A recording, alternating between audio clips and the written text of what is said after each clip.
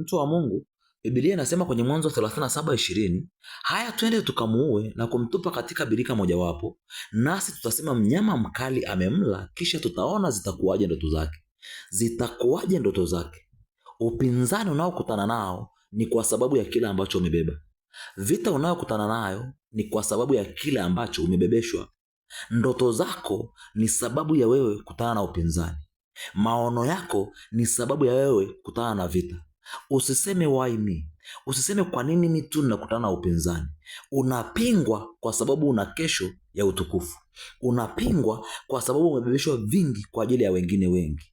Kuna watu wanakusubiri wewe ni majibu yao. Kuna watu wanakusubiri wewe ni furaha yao. Kuna watu wanakusubiri wewe ni suluhisho kwenye maisha yao. Usikate tamaa kwa sababu unakutana na vita. Endelea kupambana, endelea kupigana, ukijua ya kwamba wewe ni msaada kesho. Pokea neema kwa jina la Yesu na ukafanikiwa.